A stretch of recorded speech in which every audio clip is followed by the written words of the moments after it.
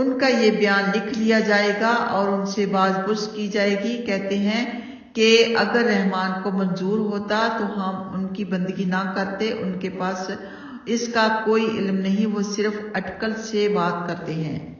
کیا ہم نے اس سے پہلے انہیں کوئی کتاب دی تھی جس کو یہ مضبوط پکڑے ہوئے ہیں؟ نہیں، بلکہ ان کا کہنا ہے کہ ہم نے اپنے بزرگوں کو ایک طریقے پر پایا اور ہم انہی کے نقش قدم پر چل کر راہ پا سکتے ہیں۔ اسی طرح جس بستی میں ہم نے آپ سے پہلے کوئی رسول چکنا کر دینے والا بھیجا تو اس کے مالداروں نے یہی جواب دیا کہ ہم نے اپنے بزرگوں کو ایک طریقے پر پایا اور ہم انہی کے نقوش کی پیروی کر رہے ہیں۔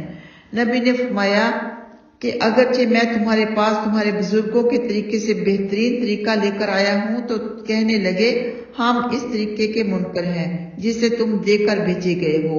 آخر ہم نے ان سے بدلہ لے لیا۔ ذرا غور کرو جھٹلانے والوں کا کیا انجام ہوا۔ تو شرک کی نہ عقلی دلیل ہے اور نہ ہی نقلی، یعنی اللہ سبحانہ تعالیٰ کا فرمان ہے کہ ہم نے انہیں کوئی ایسی کتاب نہیں دی جس سے وہ شرک پر دلیل لائیں۔ آگے فرمایا جب ابراہیم علیہ السلام نے اپنے باپ سے اور اپنی قوم سے کہا میں ان سے بیزار ہوں جن کی تم عبادت کرتے ہو سوائے اس کے جس نے مجھے پیدا کیا، یقیناً وہ میری رہنمائی فرمائے گا۔ ابراہیم علیہ السلام اپنی اولاد میں بھی اسی کو ایک باقی رہنے والی بات چھوڑ گئے تاکہ لوگ باز آتے رہیں، بلکہ میں نے انہیں اور ان کے باپ دادا کو زندگی کا سامان دیا یہاں تک کہ ان کے پاس حق اور صاف گو رسول آیا۔ جب ان کے پاس حق آ گیا تو کہنے لگے یہ تو جادو ہے، ہم اس کے عقیدت مند نہیں۔ کہنے لگے یہ قرآن دونوں شہروں میں سے کسی بڑے آدمی پر کیوں نہیں اتارا گیا؟ کیا یہ آپ کے رب کی نعمت بانٹتے ہیں؟ ہم نے ہی ان کی دنیوی زندگی کی روزی ان میں بانٹی ہے اور ایک سے دوسرے کے درجے بلند کیے ہیں تاکہ باز کو متحد بنا لے، اور اس مال سے آپ کے رب کی رحمت بدرجہ بہتر ہے جسے یہ سمیٹ رہے ہیں۔ اگر یہ اندیشہ نہ ہوتا کہ سب لوگ ایک ہی جماعت ہو جائیں گے تو ہم اللہ کو نہ ماننے والوں کے گھروں کی چھتیں چاندی اور سونے کی بنا دیتے اور سیڑھیاں بھی جن سے وہ چڑھتے۔ یہ سب کچھ محض دنیوی فائدہ ہے اور آپ کے رب کے نزدیک آخرت پارساؤں ہی کے لیے ہے۔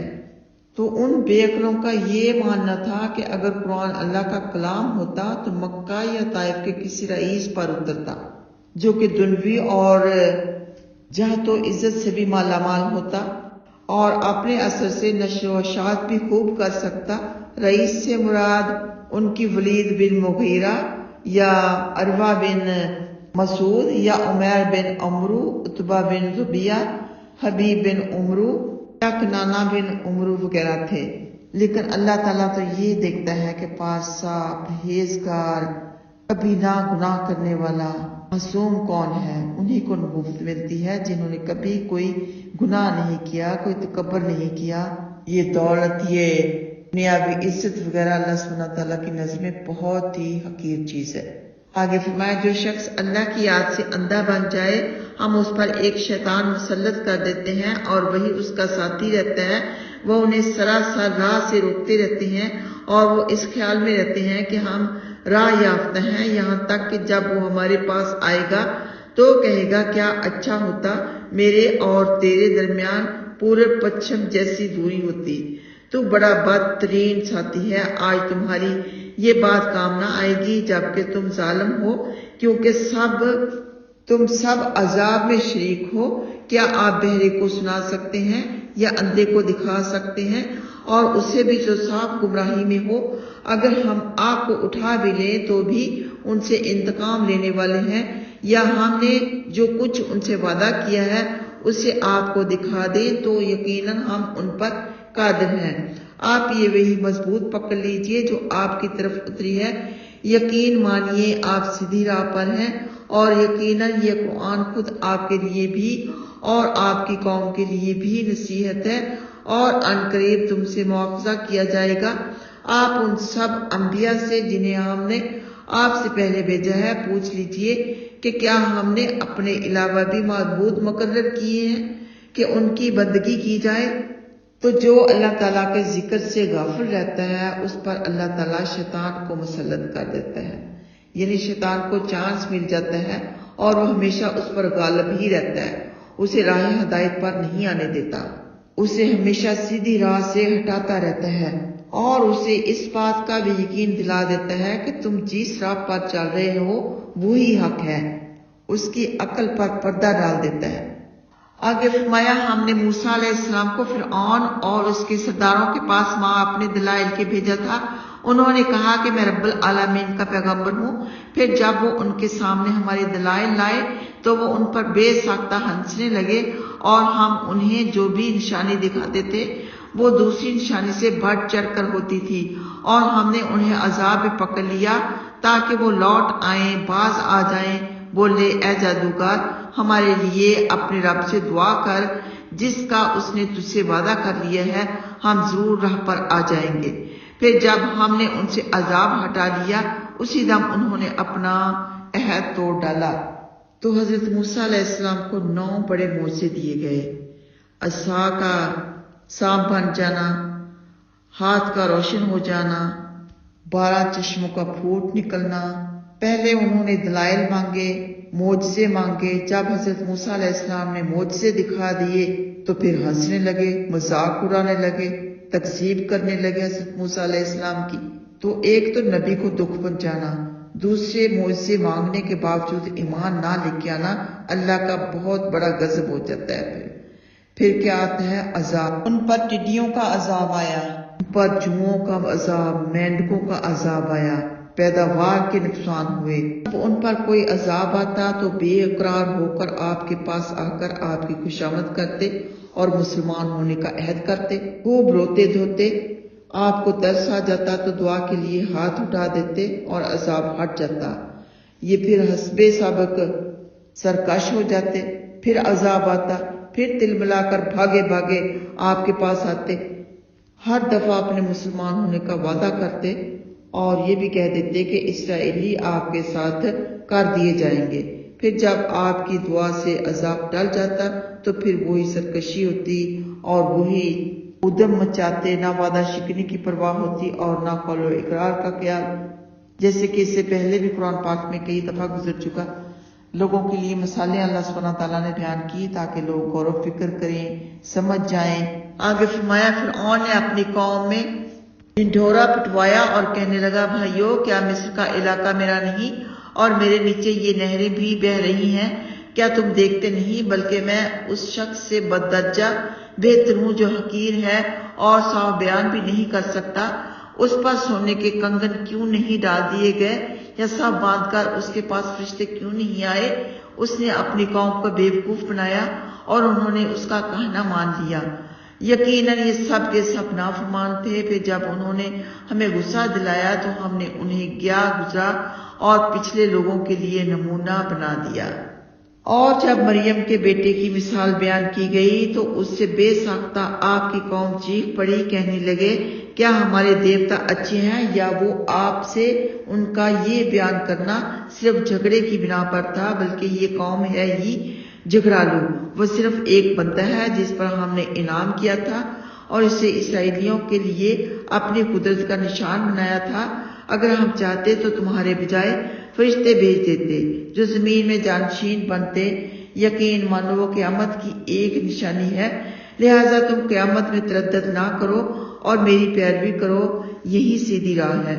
خبردار شیطان تمہیں اس راہ سے روک نہ دے، یقینی طور پر وہ تمہارا کھلا دشمن ہے۔ جب عیسیٰ علیہ السلام معجزے لائے اور فرمایا کہ میں تمہارے دین کی پکی باتیں لایا ہوں اور یوں آیا ہوں کہ تمہارے لیے وہ مسائل کھول دوں جن میں تمہارا اختلاف ہے، لہٰذا اللہ سے ڈرو اور میری اطاعت کرو اور یقین مانو کہ میرا اور تمہارا پروردگار اللہ ہی ہے، اسی کی عبادت کرو، یہ سیدھی راہ ہے۔ پھر جماعتوں نے آپس میں اختلاف کیا، لہذا ظالموں کے لیے ایک دردناک دن کے عذاب سے بڑی خرابی ہے۔ یعنی جب مشرکوں کو اللہ کے رسول حضرت محمد صلی اللہ علیہ وآلہ وسلم نے عابد و معبود کے بارے میں بتایا، جہنم کے ایندھن کے بارے میں بتایا تو ہنسنے لگے، مذاق اڑانے لگے۔ یہاں سے یہ بھی ثابت ہوتا ہے جو لوگ حضرت عیسیٰ علیہ السلام کو اللہ کا بیٹا یا دوسرا تیسرا خدا مانتے ہیں۔ یہاں فرمایا کہ وہ ایک بندے ہیں، اللہ کے ایک بندے ہیں جن کو نبوت کے انعام سے سرفرازا گیا ہے، اور اللہ کی قدرت کی ایک دلیل بنا کر اسرائیلیوں کی طرف مبعوث فرمایا گیا ہے۔ حالانکہ گہوارے میں حضرت عیسیٰ علیہ السلام نے خود کہا کہ میں اللہ کا رسول ہوں، لیکن پھر بھی ان میں سے بہت سے لوگ گمراہ ہو گئے۔ آگے فرمایا یہ محض قیامت کے انتظار میں ہے کہ وہ ان پر اچانک آ جائے اور انہیں خبر بھی نہ ہو۔ گہرے دوست بھی اس دن ایک دوسرے کے دشمن بن جائیں گے، بجز بادشاہوں کے اے میرے بندو، آج تم پر کوئی خوف و ہراس نہیں اور نہ تم غمزدہ ہوگے جو ہماری آیتوں پر ایمان لے آئے تھے اور تھے بھی مسلمان۔ تم اور تم جیسے لوگ خوش و خرم جنت میں داخل ہو جاؤ، ان کے پاس سونے کی رکابیاں اور گلاس لائے جائیں گے، اور وہاں وہ سب چیزیں ہوں گی جنہیں ان کا دل چاہے گا اور جن سے ان کی آنکھیں ٹھنڈی ہوں گی۔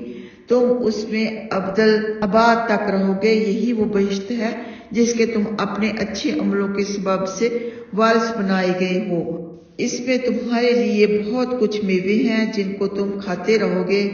یاد رکھو نافرمان جہنم کے عذاب میں ہمیش رہیں گے، وہ ان سے ہلکا نہیں کیا جائے گا اور وہ اس میں نا امیدی کی حالت میں پڑے رہیں گے۔ ہم نے ان پر ظلم نہیں کیا لیکن یہ تو خود ہی ظالم تھے۔ یہ زور زور سے کہیں گے کہ اے دروغہ جہنم، آپ کا رب ہمارا کام ہی تمام کر دے۔ وہ جواب دے گا تم تو ہمیشہ کے لیے اسی میں رہو گے۔ اللہ فرمائے گا ہم تو تمہارے پاس حق لے آئے تھے لیکن تم میں سے زیادہ تر لوگ اس سے بیزار تھے۔ کیا انہوں نے کسی کام کا عزم بالجزم کر لیا؟ سچ مانو ہم بھی کام کا پکا ارادہ کر چکے ہیں۔ کیا وہ یہ سمجھتے ہیں کہ ہم ان کی راز والی باتیں اور مشورے نہیں سنتے، بلکہ ہمارے بھیجے ہوئے قاصد ان کے پاس ہی لکھ رہے ہیں، یعنی فرشتے، کہ اللہ تو ان کی رگ رگ سے واقف ہے۔ اللہ خود سنتا ہے، لیکن اللہ سبحانہ تعالیٰ نے ہر کام کے لیے کسی نہ کسی کو مقرر کیا ہوا ہے۔ یہاں فرمایا کہ بلکہ ہمارے مقرر کیے ہوئے فرشتے ہر وقت ان کے پاس ہیں، جو نہ صرف انہیں دیکھ ہی رہے ہیں بلکہ ان کے عمل برابر لکھ بھی رہے ہیں۔ آگے فرما دیجئے اگر بالفرض محال کمال مہربان اللہ کے اولاد ہوتی تو میں سب سے پہلا عبادت گزار ہوتا۔ آسمان و زمین کا مالک جو عرش کا بھی مالک ہے اولاد سے پاک ہے، آپ انہیں اسی شغل و تفریح میں چھوڑ دیجئے یہاں تک کہ انہیں اس دن سے واسطہ پڑ جائے جس کا ان سے وعدہ ہے۔ وہی آسمان میں معبود ہے اور وہی زمین میں معبود ہے۔ وہ بڑی بھاری حکمت والا، بڑے اور وسیع علم والا ہے۔ وہ بڑی برکتوں والا ہے جس کی بادشاہت آسمان و زمین اور اس کے درمیانی چیزوں پر ہے۔ اسی کے پاس قیامت کا علم ہے اور سب اسی کی طرف لوٹ کر جائیں گے۔ مشرک جن غیروں کو اللہ کو چھوڑ کر پکارتے ہیں وہ سفارش کا اختیار نہیں رکھتے۔ ہاں جو حق کے پیروکار ہوں اور انہیں علم بھی تھا وہ ضرور شفاعت کے حقدار ہوں گے۔ اگر آپ ان سے پوچھیں کہ انہیں کس نے بنایا تو یقیناً اللہ ہی کو بتائیں گے۔ پھر یہ کہاں الٹے جا رہے ہیں؟ اور اللہ کو نبی کے اس قول کی بھی خبر ہے کہ اے میرے رب، یہ ایسے لوگ ہیں جو ایمان نہیں لاتے۔ آپ ان سے رخ پھیر لیں اور سلام فرما دیں، یہ ان قریب جان جائیں گے۔ یہاں مشرکوں کو دھمکی دی جا رہی ہے، یعنی مشرکوں سے درگزر کریں اور ان کی بد زبانی کا جواب نہ دیں، بلکہ اپنے قول و فعل میں نرمی برتیں اور سلامتی کی دعا کریں۔ سلامتی کی دعا کیا؟ کہ اللہ ان کو ہدایت دے۔ اس آیت میں مشرکوں کو دھمکایا گیا اگر وہی ہوا جس سے انہیں ڈرایا گیا تھا۔ ایسا عذاب آیا جو ٹالے نہ ٹلا۔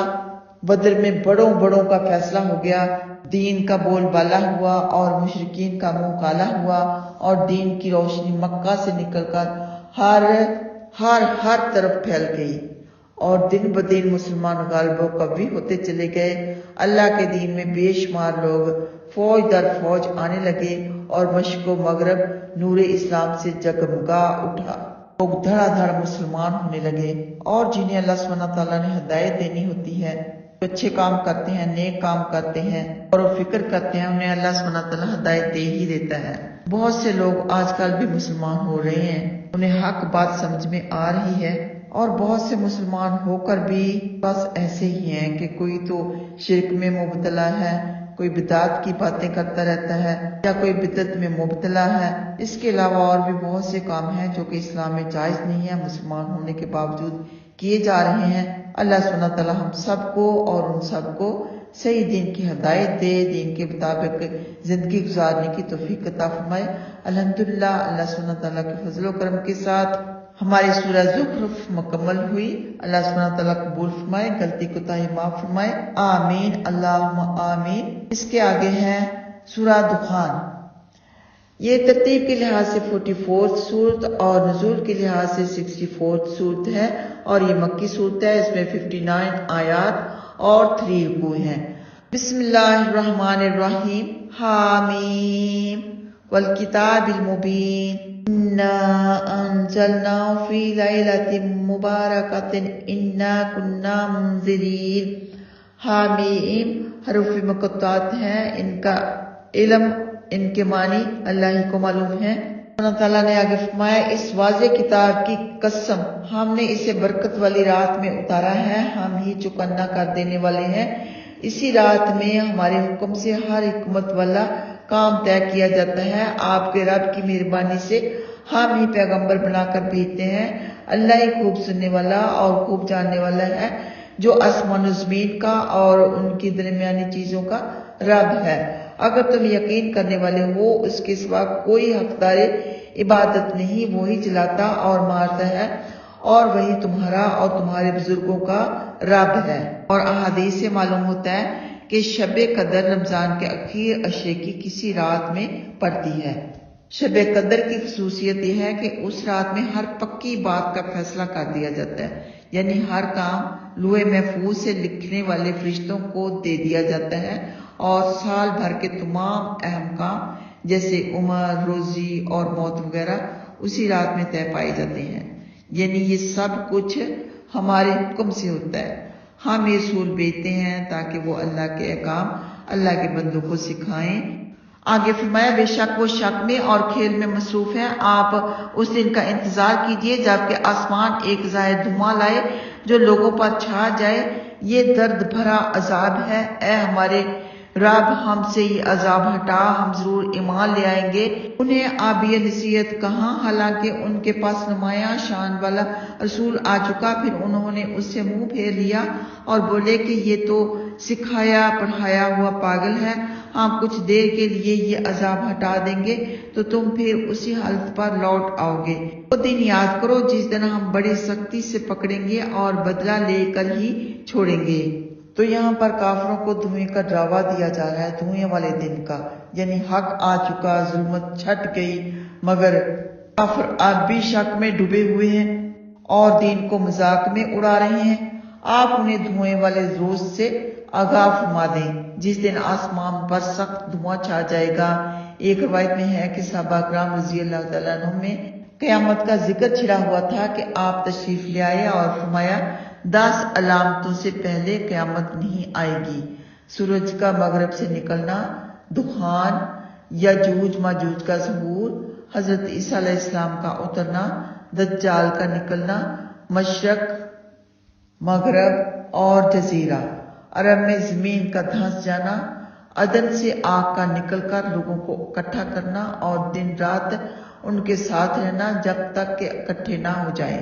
آگے فرمایا، یقین مانو ہم ان سے پہلے قوم فرعون کو بھی فتنے میں ڈال چکے ہیں، جن کے پاس ایک معزز رسول آیا تھا اور اس نے کہا تھا کہ اللہ کے بندوں کو مجھے سونپ دو اور اچھی طرح جان لو کہ میں تمہارا امین پیغمبر ہوں۔ تم اللہ کے مقابلہ پر سرکشی نہ کرو، میں تمہارے پاس کھلی برہان لایا ہوں اور میں اپنے رب کی اور تمہارے رب کی اس سے پناہ مانگتا ہوں کہ تم مجھے رجم کر دو، اور اگر تم مجھ پر ایمان نہیں لاتے تو مجھ سے ہٹے ہی رہو۔ آخر انہوں نے اپنے رب سے دعا کی کہ یہ نافرمان قوم ہے، ہم نے وحی کی کہ راتوں رات میرے بندوں کو نکال کر لے جاؤ، بلا شبہ تمہارا تعاقب کیا جائے گا اور دریا کو ٹھہرا ہوا چھوڑ کر آگے بڑھ جاؤ، بلا شبہ یہ لشکر ڈبو دیا جائے گا۔ یہ بہت سے باغ، چشمے، کھیتیاں، عالیشان محل اور وہ نعمتیں جن میں موج اڑا رہے تھے چھوڑ گئے۔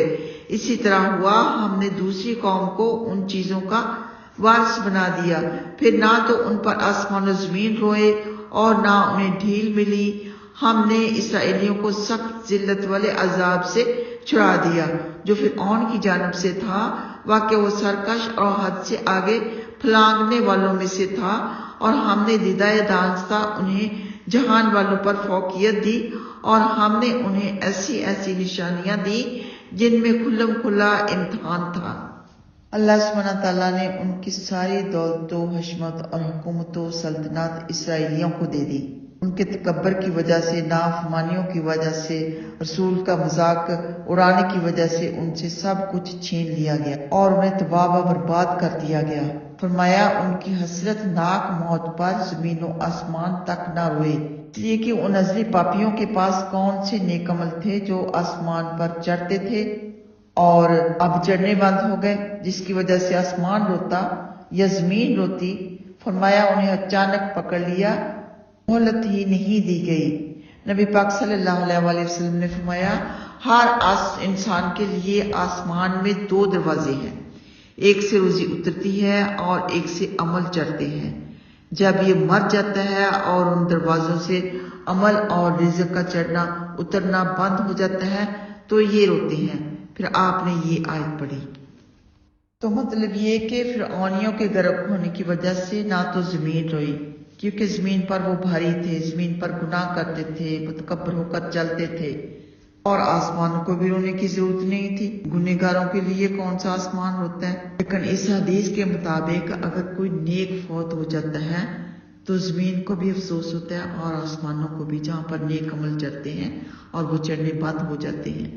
فرعون اس کی قوم غرق ہو گئی، بعد میں حکومت وہاں پہ ہوئی اسرائیلیوں کی، ان کو اللہ سبحانہ تعالیٰ نے انعام سے نوازا۔ آگے فرمایا یہ لوگ یہی کہتے ہیں کہ ہماری یہی پہلی موت ہے، ہم اٹھائے جانے والے نہیں، اگر تم سچے ہو تو ہمارے باپ دادا کو لے آؤ، کیا یہ لوگ بہتر ہیں یا تباہ والے؟ اور وہ لوگ جو ان سے پہلے تھے ہم نے ان سب کو برباد کیا کیونکہ وہ نافرمان تھے۔ تباہ کا بیان، تباہ اور تباہ والوں کے واقعات سورہ سبا میں گزر چکے۔ یہ عدنان عرب ہیں، وہ قحطان عرب تھے۔ میر جو سبا کے باشندے تھے اپنے بادشاہ کو تباہ کہا کرتے تھے، جیسے رومی بادشاہ کو قیصر کہتے ہیں، فارس کے بادشاہ کو کسرا، مصری بادشاہ کو فرعون اور حبش کے بادشاہ کو نجاشی کہا جاتا تھا۔ میری بادشاہوں میں ایک تباہ بڑا زبردست بادشاہ گزرا ہے، یہ یمن سے نکل کر سمندر کند تک پہنچ گیا تھا اور ہر جگہ کے بادشاہ کو شکست دے کر اس نے اپنی سلطنت کے حدود بہت وسیع کر لیے تھے۔ اس کے پاس زبردست لشکر تھا، اس نے ایک بستی حیرہ آباد کی تھی۔ حضرت عائشہ صدیقہ رضی اللہ تعالیٰ عنہا فرماتی ہیں تباہ نیک آدمی تھا کہ اسے برا نہ کہو۔ نبی پاک صلی اللہ علیہ وسلم نے فرمایا تباہ کو برا نہ کہو، وہ مسلمان ہو گیا تھا۔ ایک روایت میں ہے کہ فرمایا مجھے معلوم نہیں کہ تباہ نبی تھے یا نہیں۔ آگے فرمایا ہم نے زمین و آسمان کو اور ان کی درمیانی چیزوں کو کھیل کے طور پر نہیں پیدا کیا، ہم نے انہیں صرف حکمت سے پیدا کیا ہے، لیکن اکثر لوگ علم والے نہیں۔ بلا شبہ فیصلے والا دن ان سب کے وعدے کا دن ہے، جس دن کوئی دوست کسی دوست کے کچھ بھی کام نہ آئے گا اور نہ ان کی حمایت کی جائے گی۔ ہاں جس پر اللہ مہربان ہو جائے، یقیناً وہ بڑے غلبہ والا اور انتہائی مہربان ہے۔ یقیناً زقوم کا درخت جو گناہگار کی غذا ہوگا تلچھٹ کی طرح ہوگا اور سخت گرم پانی کی طرح پیٹ میں کھولے گا، اسے پکڑو اور گھسیٹتے ہوئے لا کر جہنم کے درمیان جھونک دو، پھر اس کے سر پر انتہائی گرم پانی چھوڑ دو، لے چکھ تو بڑا معزز تھا۔ دیکھو یہی وہ چیز ہے جس میں تم شک کیا کرتے تھے۔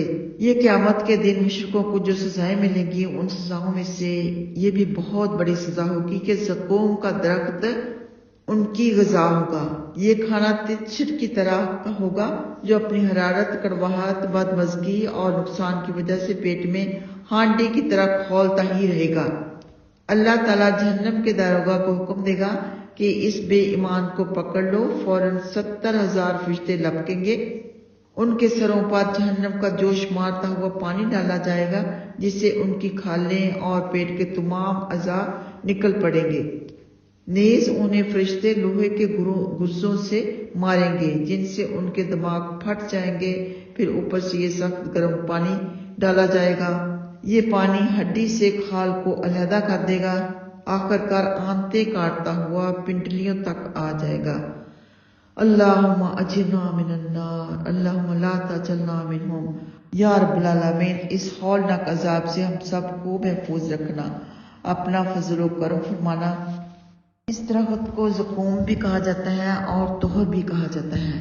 یہ ایک کانٹے دار درخت ہے اور اس درخت پر اللہ سبحانہ تعالیٰ کی لعنت برسی ہے جو کہ دوزخیوں کو کھلایا جائے گا۔ آگے فرمائے، یقین مانو پرہیزگار امن و عافیت والے مقام میں، باغوں اور چشموں میں ہوں گے۔ یہ ریشم کے لباس میں ملبوس آمنے سامنے بیٹھے ہوں گے۔ یہ اسی طرح ہوگا اور ہم بڑی آنکھوں والی اور گوری گوری حوروں سے ان کا جوڑا لگا دیں گے۔ یہ وہاں اطمینان سے ہر طرح کے پھل منگا رہے ہوں گے۔ انہیں وہاں بجز پہلی موت کے جو دنیا میں آ چکی تھی اور موت نہیں آئے گی، اور انہیں اللہ پاک عذاب جہنم سے بچا لے گا۔ یہ آپ کے رب کے فضل سے ہوگا۔ یہ بڑی زبردست کامیابی ہے۔